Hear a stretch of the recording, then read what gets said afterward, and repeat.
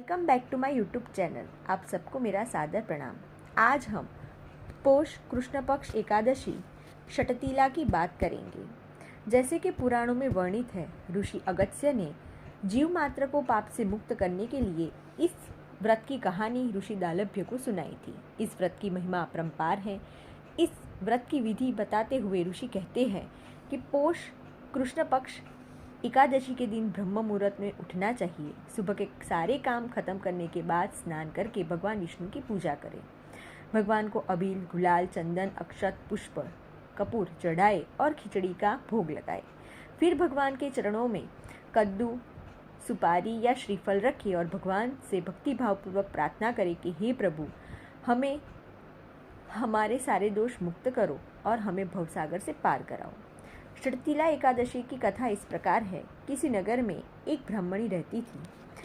पूरे साल वह व्रत करती थी, यथाशक्ति दान पुण्य भी करती थी। इस ब्राह्मणी में एक ही बुराई थी कि वह बहुत गुस्से वाली थी। एक बार भगवान ने सोचा कि इस ब्राह्मणी की परीक्षा लूं। भगवान ने एक बूढ़े ब्राह्मण का रूप धारण किया और ब्राह्मणी के दरवाजे पर आए और भिक्षा मांगने लगे। ब्राह्मणी ने पूजा की। पूजा में खलल पड़ने के कारण वह क्रोधित होकर भिक्षा पात्र में 2 पत्थर उसने डाल दिए। भगवान विष्णु बिना कुछ बोले चुपचाप वहां से चले गए। कुछ समय बाद ब्राह्मणी की मृत्यु हुई। ब्राह्मणी को उसकी प्रतिज्ञा और दान के कारण स्वर्ग की प्राप्ति हुई। लेकिन जब वह भोजन करने बैठती तो थाली में पत्थर देखकर ब्राह्मणी आश्चर्यचकित रह जाती। एक बार ब्राह्मणी ने भगवान के पास गई और शिकायत की। भगवान मुस्कुराए और सारी बातें बताई। ब्राह्मणी रोने लगी। तब भगवान को दया आई। भगवान ने कहा कि मैं तुम्हें वापस धरती पर भेज रहा हूँ। तुम अपने घर का दरवाज़ा बंद रखना।